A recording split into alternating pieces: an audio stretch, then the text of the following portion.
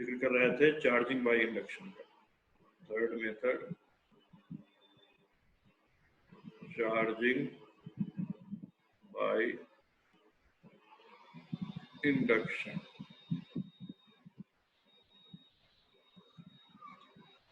तो इसमें ये बताया गया कि जो कंडक्टर के एटम्स होते हैं वो क्या होते हैं, उनमें जो इलेक्ट्रॉन्स होता है आउटर मोस्ट,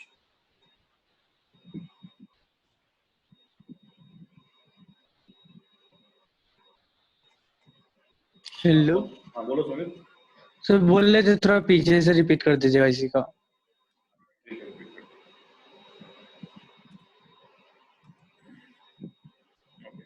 तो ये था कि यहाँ पे जो चार्जिंग होगा, यहाँ पे जो चार्जिंग होगा वो चार्जिंग मेनली तो होगा कंडक्टर के लिए, वो चार्जिंग जो मेनली होगा कंडक्टर के लिए, लेकिन ये जो चार्जिंग बाय इंडक्शन का इफेक्ट है ये इंसुलेटर पे भी हम देखते हैं। वहाँ इंसुलेटर में जैसे मान लो कोई कंडक्टिंग ऑब्जेक्ट और कोई इंसुलेटिंग ऑब्जेक्ट, इसको हमें चार्जिंग बाय इंडक्शन मतलब इंडक्शन मेथड से चार्ज करना है। तो सबसे पहले ये ध्यान रखना है कि इंडक्शन मेथड में चार्ज करने के लिए हमको इस ऑब्जेक्ट को उस चार्ज ऑब्जेक्ट से टच करने की जरूरत नहीं है, ना तो मुझे फ्रिक्शन करना है ना मुझे टच करने की जरूरत है। हम बिना टच के इसको चार्ज कर देंगे, किसको, कंडक्टर को। और यही जो कंडक्शन इफेक्ट के थ्रू चार्जिंग होता है उसमें इंसुलेटर पे जब वो इफेक्ट देखा जाएगा तो क्या होगा कि इंसुलेटर के सरफेस पे जो इंसुलेटर है उस इंसुलेटर के सरफेस पे कुछ चार्ज इंड्यूस हो जाता है।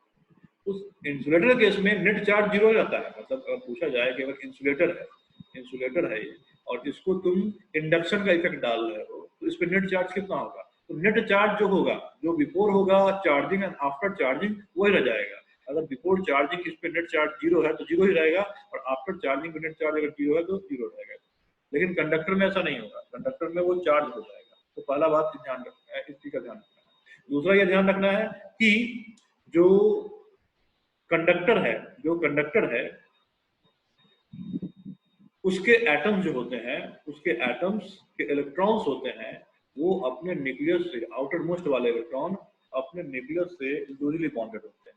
लेकिन इंसुलेटर के जो एटम्स होते हैं उनमें जो इलेक्ट्रॉन रहता है वो अपने एटम से या कह लो न्यूक्लियस से काफी स्ट्रांगली बॉन्डेड होते हैं। तो वहां से इलेक्ट्रॉन को हटाना थोड़ा मुश्किल होता है, लेकिन कंडक्टर से इलेक्ट्रॉन को हटाना आसान होता है। जैसे मान लो अगर मैंने सिंगल एटम ले लिया, जैसे मैंने कंडक्टर का सिंगल एटम लिया, सिंगल एटम मतलब ये आइसोलेटेड एटम है, इसके बीच में न्यूक्लियस है यहाँ पे और यहाँ इलेक्ट्रॉन ये सब घूम रहा है, इस तरीके से घूम रहा है। और भी इसके आउटर मोस्ट सेल हो सकते हैं, सब में इलेक्ट्रॉन्स हो सकता है, सब में इलेक्ट्रॉन। अब अगर ये आइसोलेटेड है, आइसोलेटेड कहने का मतलब क्या है ये कि कोई भी सिस्टम आइसोलेटेड तब माना जाता है जब उस सिस्टम के आसपास कोई दूसरा मैटर ना हो, मतलब वो कहाँ पर दूर दूर तक कोई दूसरा मैटर ना हो, अकेला वही हो, उसी को हम बोलेंगे आइसोलेटेड। तो अगर ये आइसोलेटेड है तो इसमें जो इलेक्ट्रॉन का डिस्ट्रीब्यूशन होगा उस एटम में अलग अलग सेल में वो क्या होगा, सिमेट्रिकल होगा। इसमें जो हम स्फेरिकल की बात करें, थ्री डायमेंशनली हम बात करें स्फेरिकल की, या फिर स्फेरिकल न करके जो भी इलेक्ट्रॉन का अपना रीजन होता है, वो जो तुम डबल डंबल से पर देखते हो, तो वो जो है ना न्यूक्लियस से सिमेट्रिकल पे होगा। उस केस में न्यूक्लियस से क्या होगा, सिमेट्रिकल उसमें क्लाउड का डिस्ट्रीब्यूशन होगा। इस तरीके से न्यूक्लियस से सिमेट्रिकल डिस्ट्रीब्यूशन होगा। और उसी को हम टू डायमेंशनली ऐसे बोलते हैं कि इलेक्ट्रॉन के ये अलग अलग शेल्स हैं, उसमें अलग अलग एनर्जी लेवल है और उस अलग अलग एनर्जी लेवल में इलेक्ट्रॉन जो है सिमेट्रिकली न्यूक्लियस के चारों ओर चक्कर लगा रहा होता है। तो ये बात किसके लिए होगी, ये होगी आइसोलेटेड एटम के लिए। ये होगी आइसोलेटेड एटम, चाहे वो कंडक्टर का हो चाहे वो इंसुलेटर का हो। कंडक्टर के एटम एंड इंसुलेटर के एटम, कंडक्टर के एटम एंड इंसुलेटर के एटम के बीच में सबसे बड़ा फर्क, सबसे बड़ा डिफरेंस ये होगा कि ये जो कंडक्टर है, ये कंडक्टर का एटम है, तो इसका जो इलेक्ट्रॉन है मेनली कौन सा, जो इलेक्ट्रॉन सबसे न्यूक्लियस से दूर रहता है, जिसको बोलते हैं कि सबसे हाई एनर्जी सेल में रहता है, तो ये जो इलेक्ट्रॉन है इस इलेक्ट्रॉन की एनर्जी ऐसे ही ज्यादा होती है। और इसमें इसमें क्या होगा, न्यूक्लियस में होता है पॉजिटिव चार्ज, न्यूक्लियस में होता है पॉजिटिव चार्ज और इलेक्ट्रॉन को होता है नेगेटिव चार्ज। तो इसको बांधे कौन रहता है, वही पॉजिटिव और नेगेटिव के बीच में जो अट्रैक्शन का फोर्स होता है वो बांधे होता है, और ये कंटिन्यूअसली इस पूरे अपने एनर्जी सेल में घूम रहा होता है। ठीक है, वही सर्कुलर मोशन जैसा मान सकते घूम रहा होता है ये। तो ये जो यहाँ पे फोर्स ऑफ अट्रैक्शन होगा इलेक्ट्रोस्टैटिक वाला, ये थोड़ा कमजोर होता है, ये कमजोर होता है। इसका मतलब अगर इस पे कोई आके दूसरा इसी तरह का इलेक्ट्रिकल फोर्स लगा है तो चांसेस है कि ये अपने एटम से डी अटैच्ड होके वहां पे चला जाए। जैसे मान लो हम क्या किए कि एक इसके पास में हेविली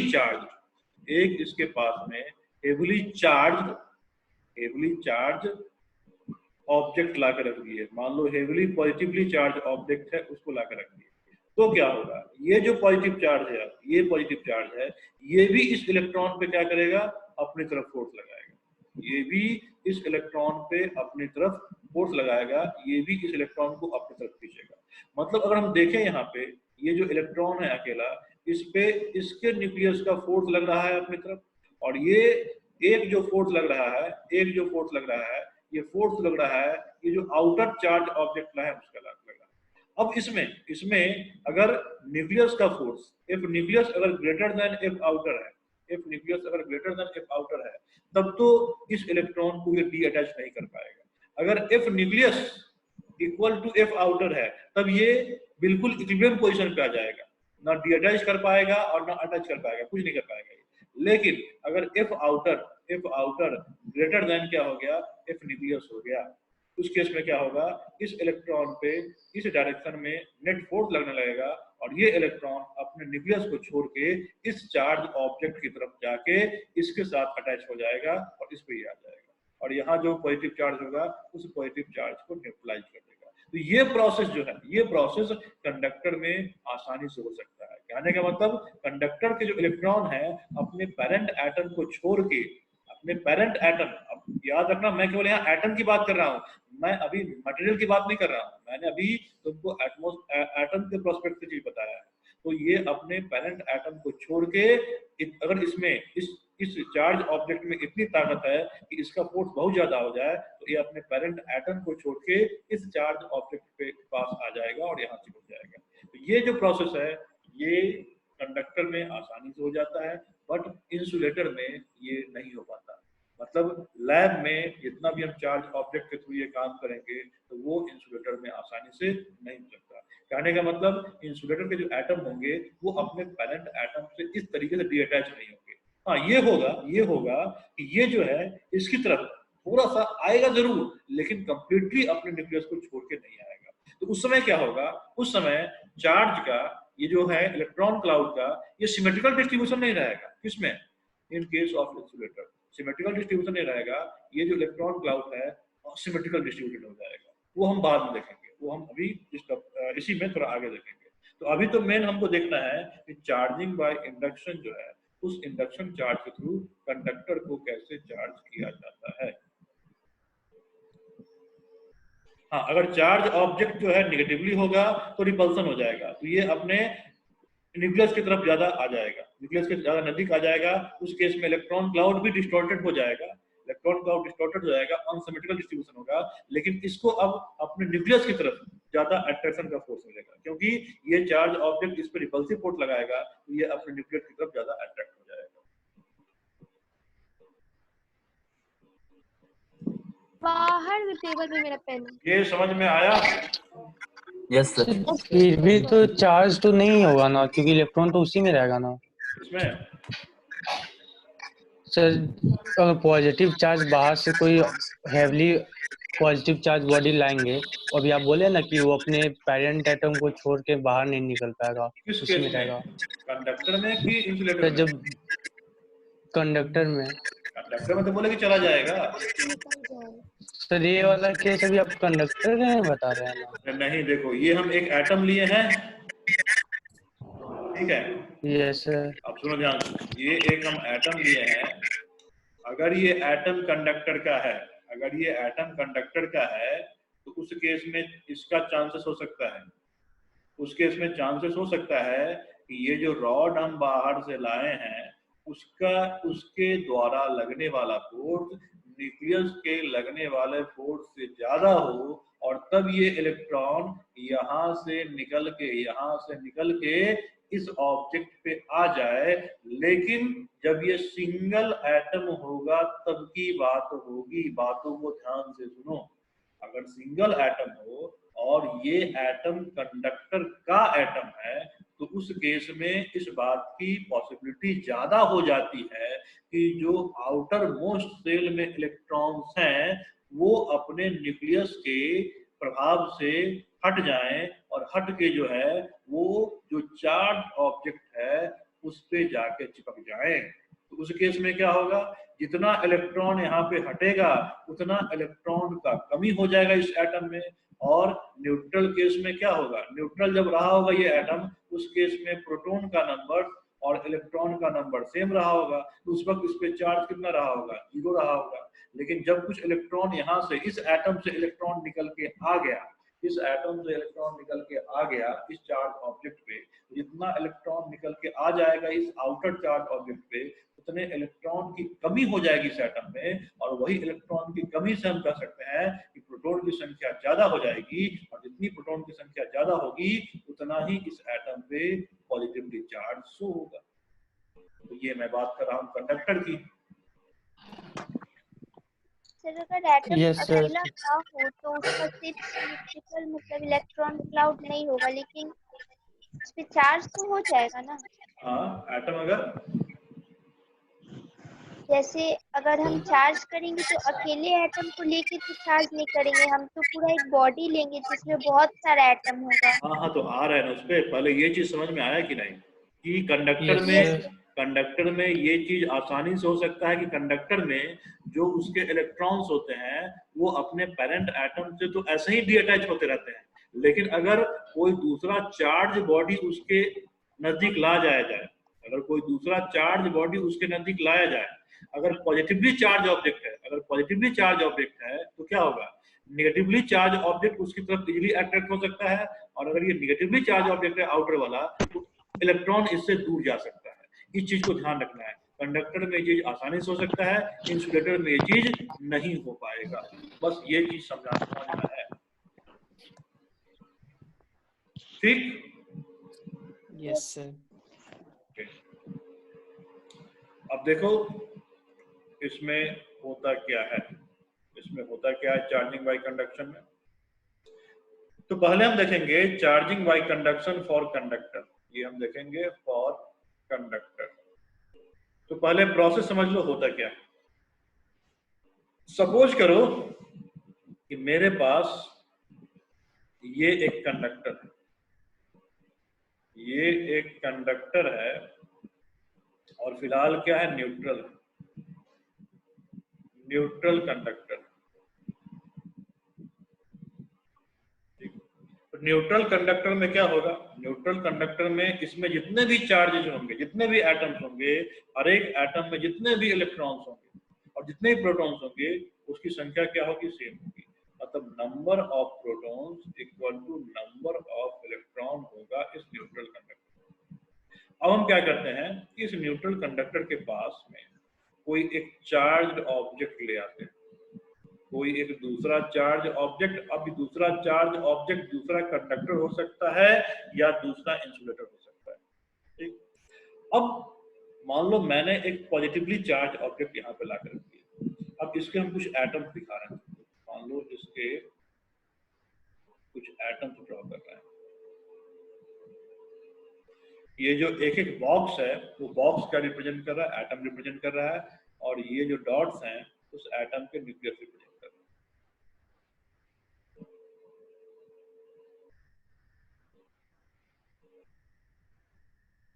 अब ये चीज याद रखना कि जैसे अभी हम बताए थे कि अगर सिंगल एटम होगा तो उस केस में सिंगल एटम होगा तो उस केस में उस एटम से इलेक्ट्रॉन निकालना काफी आसान होता है। लेकिन अगर वो सिंगल एटम ना हो, वो एटम किसी मटेरियल का हो, किसी बल्क ऑफ मटेरियल का हो, तो इलेक्ट्रॉन निकल तो जाता है, इलेक्ट्रॉन उस एटम से निकल तो जाता है, हर एक सिंगल एटम से निकल तो जाता है, लेकिन निकल के वो जो है उस एटम से निकल जाएगा, लेकिन उस मटेरियल से नहीं निकल पाता है। उस मटेरियल से निकालने के लिए हमें यहाँ चार्ज जो है, ये चार्ज की इंटेंसिटी बहुत बढ़ानी पड़ेगी, बहुत ज्यादा चार्ज रखना पड़ेगा, तभी जाकर निकल पाएगा। ऐसे नॉर्मली लैब में हम इसको नॉर्मल चार्ज ऑब्जेक्ट से नहीं निकाल सकते। मतलब कहने का ये मतलब है कि अगर मैं सिंगल एटम की बात करूं, तो इसी कंडक्टर में अगर सिंगल एटम होगा, तो अगर उस पे अगर ये चार्ज, जो चार्ज मैंने लिया है, इस पे पॉजिटिवली चार्ज है, ये इस पॉजिटिव चार्ज के कारण इसमें जितने भी एटम्स बैठे हुए हैं, सबके आउटर मोस्ट सेल में जितने भी इलेक्ट्रॉन्स होंगे, हर एक इलेक्ट्रॉन पे ये जो पॉजिटिव चार्ज यहाँ है, अपने तरफ, अपनी ओर फोर्स ऑफ अट्रैक्शन लगाएगा, अपनी तरफ फोर्स ऑफ अट्रैक्शन लगाएगा, जिसके कारण क्या होगा, जिसके कारण कि जो भी, अब यहाँ पे कंसेप्ट लो कि ये पॉजिटिव चार्ज है, ये पॉजिटिव चार्ज है, और इस कंडक्टर में क्या है, पॉजिटिव एंड नेगेटिव दोनों चार्ज है। ये पॉजिटिव चार्ज नेगेटिव चार्ज जो है, जो इलेक्ट्रॉन पे है, जो नेगेटिव चार्ज इलेक्ट्रॉन पे है, उन नेगेटिव चार्ज पे जो फोर्स लगाएगा वो अपने तरफ खींचने के लिए लगाएगा, और जो पॉजिटिव चार्ज है उसमें जो फोर्स लगाएगा वो अपने से दूर जाने के लिए लगाएगा। मतलब जब मैंने इसको ला दिया, तो कुछ समय बाद आफ्टर इक्विलिब्रियम ये जो कंडक्टर है, ये कंडक्टर जितने भी मूविंग इलेक्ट्रॉन है, फ्री इलेक्ट्रॉन है, उसमें से बहुत सारे इलेक्ट्रॉन, सारे का सारा नहीं, बहुत सारे इलेक्ट्रॉन बिल्कुल इसके पास आना चाहेंगे, लेकिन अपने अपने एटम से निकल तो जाएंगे, अपने अपने एटम से निकल तो जाएंगे, लेकिन वो इस मटेरियल को छोड़कर नहीं जा सकते हैं। तो इस मटेरियल में इस ऑब्जेक्ट, मान लो ये ऑब्जेक्ट यहाँ पे है, इस ऑब्जेक्ट के पास तो कहाँ तक, ये जो सरफेस है, इस सरफेस पे आके जो है ये इलेक्ट्रॉन आके यहाँ पे, अब इसके आउटर मोस्ट सरफेस पे बिल्कुल रुका हुआ रहेगा। अब इस सरफेस से निकल के जाने के लिए, इस सरफेस से निकल के जाने के लिए इनके बीच में क्या होना चाहिए, कोई कंडक्टिंग पाथ होना चाहिए। अगर मैं इन दोनों को वायर से कनेक्ट कर दूं, इन दोनों ऑब्जेक्ट को वायर से कनेक्ट कर दूं, तो ये वाला इलेक्ट्रॉन यहाँ निकल के आ जाएगा। लेकिन यहाँ अगर वायर नहीं है, कंडक्टिंग पाथ नहीं है, तो ये जो इलेक्ट्रॉन है इसी मटेरियल के आउटर मोस्ट सरफेस पे आके रुका हुआ रहे, रुक जाएगा। और साथ में जो इसके कॉरस्पॉन्डिंग पॉजिटिव चार्ज होगा, वो इस चार्ज ऑब्जेक्ट पे, जो ये पॉजिटिव चार्ज ऑब्जेक्ट है, इस चार्ज ऑब्जेक्ट पे जितना दूर जाना सकता है चला जाएगा। किसमें, इसी मटेरियल में। तो इसमें कहाँ दूर जा सकता है, ये जो है यहाँ पे आके ऐसे टिक जाएगा। मतलब पहले न्यूट्रल कंडक्टर था, इसके आसपास कोई चार्ज नहीं था, तो इसमें चार्ज का डिस्ट्रीब्यूशन क्या था, यूनिफॉर्म था।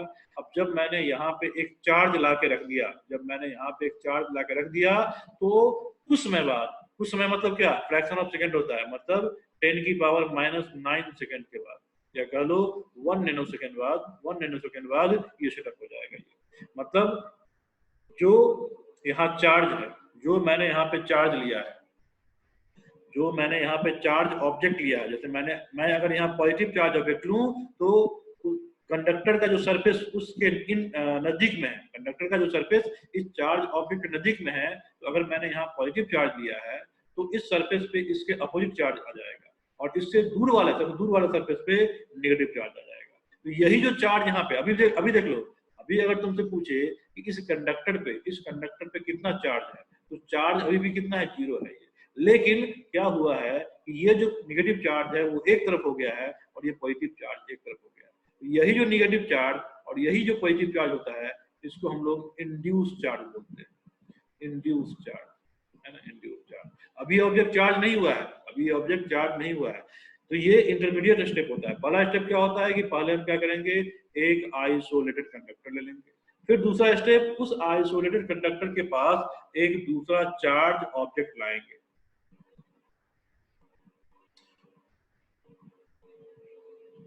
मैक्सिमम सेपरेशन पे प्लस चार्ज चला जाएगा, ठीक। हाँ, तो दूसरे स्टेप में क्या करेंगे, दूसरे स्टेप में जो है चार्ज की अरेंजमेंट इस तरीके से हो जाएगी। अब तीसरे स्टेप में तुम दो काम कर सकते हो। तीसरे स्टेप में क्या करो कि इस कंडक्टर को बीच से कट कर दो, इस कंडक्टर को बीच से कट कर दो, इस कंडक्टर को बाय एनी फिजिकल मींस बीच से कट कर दो, और इसको तुम यहीं पर रख लो। तो क्या होगा कि अगर मैंने बीच से कट कर दिया, इस कंडक्टर का 2 पार्ट बना दिया ऐसे करके, और ये चार्ज ऑब्जेक्ट जो है मैं यहीं पे रखे रहूँ, तो नेगेटिव चार्ज तो इसके नजदीक रहेगा और पॉजिटिव चार्ज तो यहाँ पे रहेगा, है ना। अब क्या करो, इसको हटा दो, इसको हटा दो। अब इसको हटा दो, कंडक्टर का 2 पार्ट हो गया। अब इस पार्ट पे नेगेटिवली चार्ज हो जाएगा और इस पार्ट पे पॉजिटिवली चार्ज हो जाएगा। एक तो इस तरीके से, अब देख लो उस कंडक्टर का दो पार्ट हो गया, हमारा मकसद था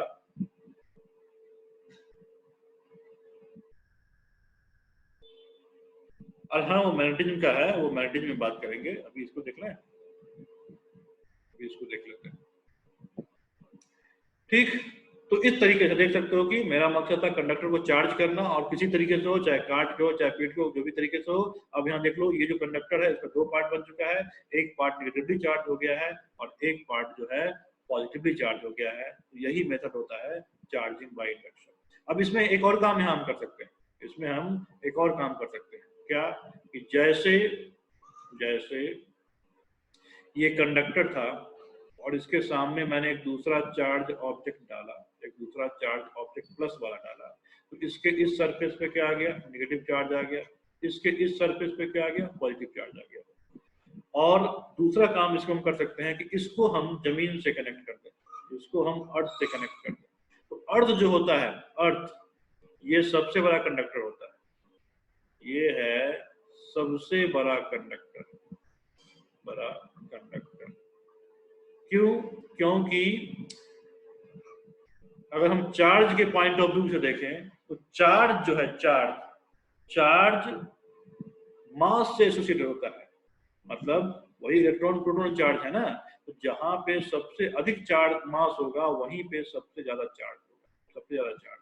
तो अर्थ के, हम लोग तो अर्थ पे रहते हैं ना, तो अर्थ का जो भी ऑब्जेक्ट लेंगे उस ऑब्जेक्ट से अगर अर्थ का साइज कंपेयर करें तो ये इनफाइनाइटली क्या हो जाएगा, लार्ज हो जाएगा।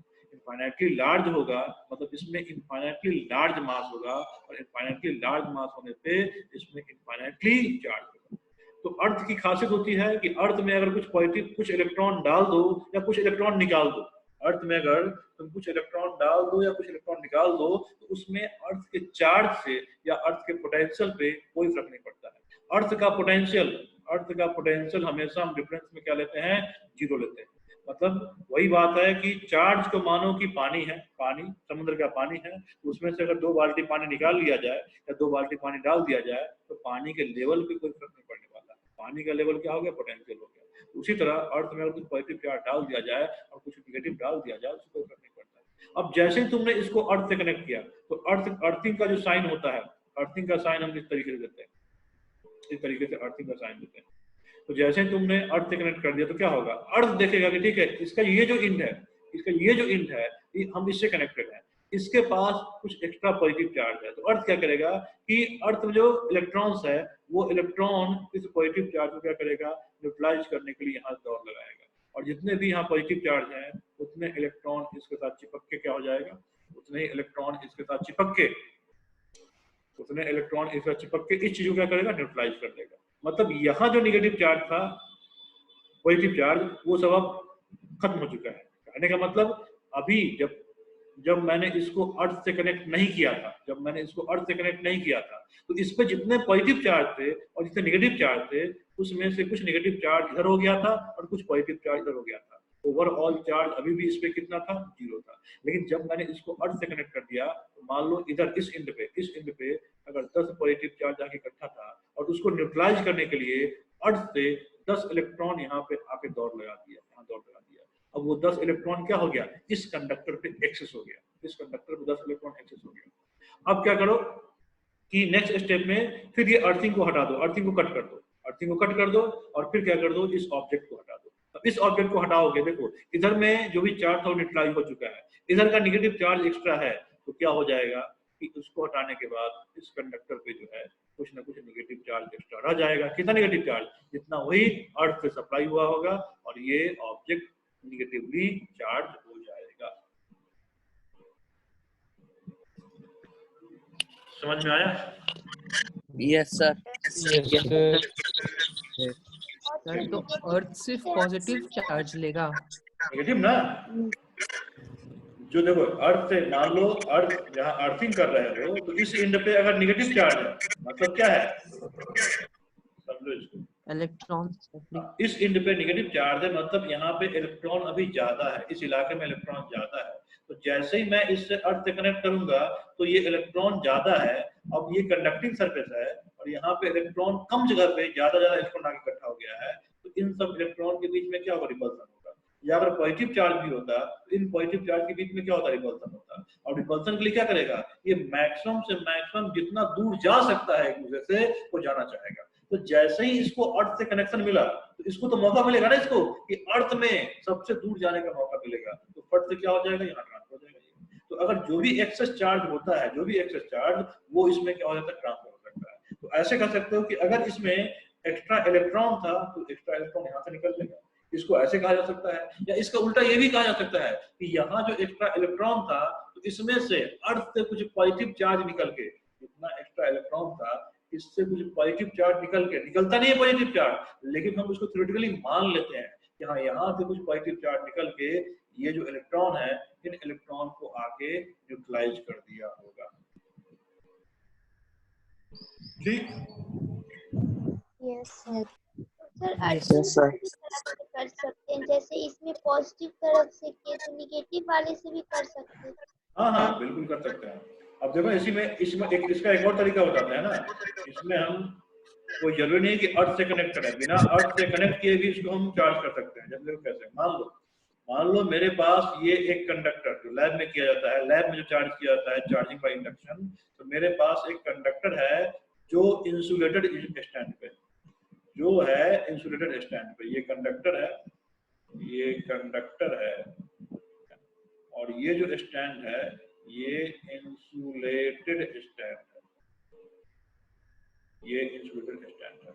और क्या किया, एक और कंडक्टर मैंने ले लिया, एक और कंडक्टर ले लिया, और ये दोनों कंडक्टर आपस में कांटेक्ट बनाए हुए, ये दोनों कंडक्टर आपस में कनेक्ट बनाए हुए, ये भी कंडक्टर, ये भी कंडक्टर है, और ये भी स्टैंड जो है इंसुलेटेड स्टैंड, और ये दोनों न्यूट्रल है। ये दोनों क्या है, न्यूट्रल है, दोनों न्यूट्रल, मतलब दोनों पे नेट चार्ज क्या है, जीरो। अब हमने क्या किया कि यहाँ पे एक चार्ज ऑब्जेक्ट ला कर रखिए। अब इस केस में मान लो हम नेगेटिव चार्ज ले लेते हैं, इस केस में हम इस ऑब्जेक्ट पे निगेटिवली चार्ज ले लेते हैं, ये जो है हाईली निगेटिवली चार्ज ऑब्जेक्ट है। अब इस केस में क्या होगा, इसको ऐसे समझो कि ये कंडक्टर है, तो इस कंडक्टर में क्या होगा, जितने नंबर ऑफ पॉजिटिव चार्ज होंगे उतने नंबर ऑफ नेगेटिव चार्ज होंगे। इस कंडक्टर में भी क्या होगा, जितने नंबर ऑफ पॉजिटिव चार्ज होंगे उतने नंबर ऑफ नेगेटिव चार्ज होंगे। उसको इस पॉइंट ऑफ व्यू से देखो। अब जैसे मैंने यहाँ नेगेटिव चार्ज लाया है, कंडक्टर में चार्ज मूव कर सकता है, ये मानना है कंडक्टर में पॉजिटिव चार्ज नेगेटिव चार्ज दोनों मूव कर सकता है, थ्योरेटिकली हम ये मान के चलेंगे। ऑल्दो मूवमेंट जो होती है वो नेगेटिव चार्ज की होती है, लेकिन हम ये थ्योरेटिकली मान के चलेंगे कि इसमें दोनों चार्ज का मूवमेंट होता है। अब जैसे मैंने यहाँ नेगेटिव चार्ज लाया इसके नजदीक, तो इस कंडक्टर का चाहे इस कंडक्टर का जो भी नेगेटिव चार्ज होगा वो क्या करेगा, उसकी कोशिश ये रहेगी कि इससे इस नेगेटिव चार्ज से दूर जाए। तो धीरे धीरे इसमें जो भी नेगेटिव चार्ज होंगे, जो भी एक्स्ट्रा नेगेटिव चार्ज जो फ्रीली मूव कर सकते हैं, और इसमें जो भी एक्स्ट्रा नेगेटिव चार्ज होगा जो फ्रीली मूव कर सकता है, वो धीरे धीरे इससे जितना मैक्सिमम दूर जा सकता है चला जाएगा, जितना मैक्सिमम दूर। अब देखो ये दोनों आपस में कनेक्टेड है, तो इसका भी जो चार्ज होगा, इसका भी चार्ज वो धीरे धीरे मैक्सिमम दूर जाने के लिए इससे कनेक्शन बनाए हुए है, इसके थ्रू इस कंडक्टर में आ जाएगा। मतलब कुछ समय बाद कंडक्टर के इस सरफेस पे, जो सरफेस क्या है, ये चार्ज ऑब्जेक्ट से दूर है, उसके सरफेस पे कुछ समय बाद निगेटिव चार्ज इकट्ठा हो जाएगा, एंड ये जो है पॉजिटिव चार्ज को अपनी तरफ अट्रैक्ट करेगा, पॉजिटिव चार्ज को अपनी तरफ अट्रैक्ट करेगा। तो इसका पॉजिटिव चार्ज करो चाहे इसका पॉजिटिव चार्ज करो, ये इसके इस एंड पे, ये इसके इस एंड पे आके जमा हो जाएगा। अब जितना नेगेटिव चार्ज यहाँ एक्युमुलेट होगा उतना ही पॉजिटिव चार्ज यहाँ एक्युमुलेट होगा, इसी को ध्यान रखना है। अब ये काम हो जाएगा। अब इसके बाद क्या करो, इन दोनों कंडक्टर का जो आपस में टच किया हुआ है वो टच किया हुआ हटा दो, मतलब इसको इस तरीके से, इसको इस तरीके से, और चार्ज ऑब्जेक्ट को निगेटिवली दर्शा दिया। अभी भी इसके निगेटिव चार्ज यहाँ पर रहेगा, इस पे पॉजिटिव चार्ज यहाँ पर रहेगा। उसके बाद क्या कर दो, इसको हटा दो, इसको हटा दोगे, अब क्या हो जाएगा, इसके आस और इसको अलग अलग कर दो, इसको भी अलग कर दो, इसको अलग कर दो, अब इसको भी आइसोलेट कर दो, इसको भी आइसोलेट कर दो। उसके बाद क्या हो जाएगा, इस कंडक्टर पे निगेटिवली चार्ज डिस्ट्रीब्यूट हो जाएगा और इस कंडक्टर पे पॉजिटिवली चार्ज डिस्ट्रीब्यूट होगा, और इस तरह कंडक्टर को ये कर देंगे। बिल्कुल वही तरीका है जो अभी हम सिंगल कंडक्टर लिए थे और सिंगल कंडक्टर को लेके कट कर दिए, वो सेम तरीका है, चार्ज था सिंगल कंडक्टर को लेकर कट कर दिए थे। तो यही प्रोसेस होता है चार्जिंग बाय इंडक्शन का। समझ में आया? Yes, sir. Yes, sir. ये ये मेथड जो है ये कई बार एग्जाम में लिखने आता है, सीबीएसई एग्जाम में आता है कि charging by method, charging by induction conductor में कैसे होता है, इस प्रोसेस को डिस्क्राइब कीजिए। ये पूरी कहानी तो बिल्कुल पड़ेगी, हम यहाँ दिखा देते हैं पूरी कहानी, याद रखना पड़ेगा। और क्वेश्चन में आगे कंसेप्ट में ये कंसेप्चुअल चीजें इसका इस्तेमाल। तो चलो इसको हम लिखते हैं। अब यहाँ से जो लिख रहे हैं उसको लिखना शुरू करना है। सर ये पूछना था कि इंडक्शन में तो आप लिखा है फिजिकल कांटेक्ट नहीं होना चाहिए। कांटेक्ट कहाँ था? चार्ज ऑब्जेक्ट से कंडक्टर का कांटेक्ट था क्या? चार्ज मतलब चार्ज कर रहे हैं उससे नहीं होना चाहिए। हाँ, जिससे हम चार्ज कर रहे हैं उससे कनेक्ट ना हो, ये बोलते हैं ना, ये नहीं होना चाहिए। बिना जो चार्ज ऑब्जेक्ट है उसका फिजिकल कांटेक्ट नहीं होता, बाकी को जो करना है वो कर सकते हैं। चलो तो लिखा जाए इसमें अब कंडक्टर के लिए। जल्दी लिखो, ये भी सेशन खत्म होने वाला है। तो अब यहाँ से हम हेडिंग डालेंगे, जब समझ में गए तो यहाँ लिखेंगे charging by induction, charging by induction. और ये किसके लिखा जाएगा? ये लिखा जाएगा फॉर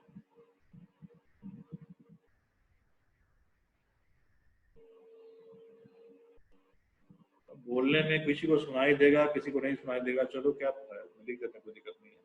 हम बोलते भी जाते हैं और लिखते भी जाते हैं। चलो लिखो फॉर कंडक्टर।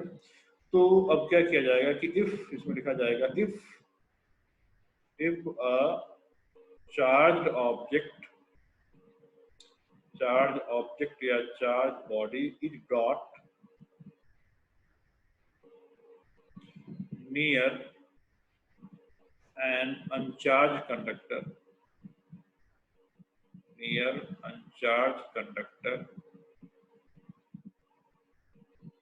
ठीक है, one side of uncharged conductor closer to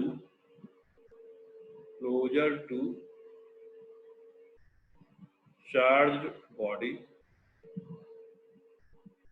becomes oppositively charged,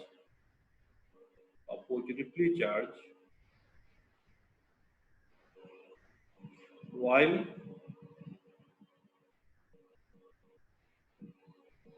other side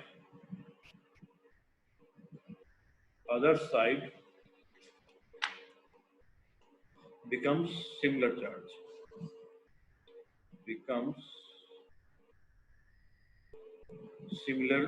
the other side gets similar charge as that of charge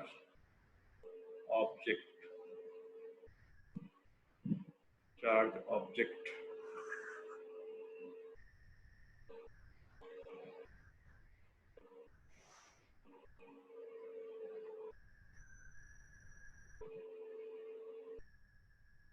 कहने का मतलब, ये हमारे पास कंडक्टर था, इसको हमने इस तरीके से रखा हुआ था इंसुलेटेड स्टैंड पे, इंसुलेटेड स्टैंड है। और यहाँ पे इसके पास हमने क्या किया, एक चार्ज ऑब्जेक्ट को ला कर रख दिया। इस एंड पे, कंडक्टर के इस एंड पे निगेटिवली चार्ज आके इकट्ठा हो जाएगा और इस एंड पे पॉजिटिव चार्ज आगे इकट्ठा हो जाएगा। नियर जो होगा, चार्ज ऑब्जेक्ट के नियर जो होगा अपोजिट चार्ज, और चार्ज ऑब्जेक्ट के दूर जो होगा वो पॉजिटिव चार्ज हो जाएगा, सिमिलर चार्ज हो जाएगा। हटाएं इसको। Yes sir. यस। तो हम लोग मान लिए ना कि यहाँ पे पॉजिटिवली चार्ज मूव कर रहा है, लेकिन एक्चुअली में तो पॉजिटिव चार्ज न्यूक्लियस के अंदर होता है ना, तो वो एक तरफ कैसे चला जाता है? वो अभी मान लो, कल बताएंगे। ये है अच्छा, और जो एक बहुत बड़ा ऑब्जेक्ट है उसमें से कोई भी चीज बाहर नहीं निकलता है, सिर्फ एक तरफ जाके रह जाता है, ये इसलिए क्योंकि वहाँ पे मतलब अगर अपोजिट चार्ज में हम लोग अट्रैक्शन फोर्स लगाते हैं तो सेम चार्ज में रिपल्शन फोर्स लगाते हैं।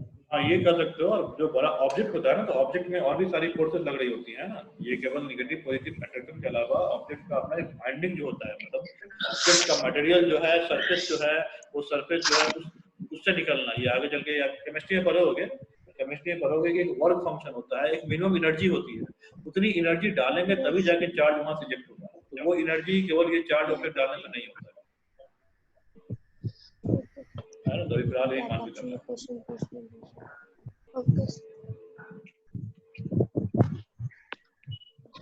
ओके, हटाएं इसको।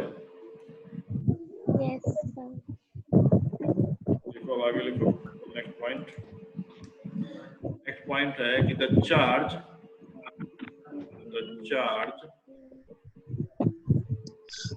appears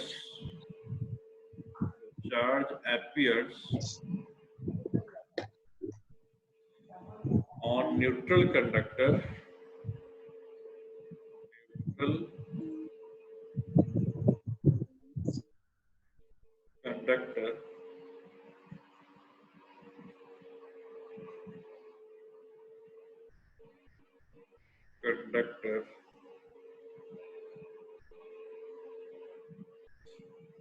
are called induced charge.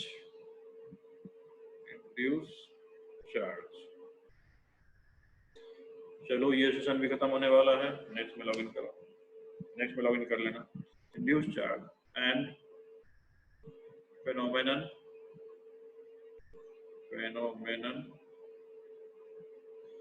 of separation of charge, phenomenon of separation of charge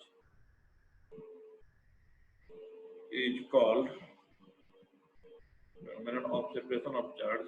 चलो आगे लिखते हैं, अब इसका होने वाला है।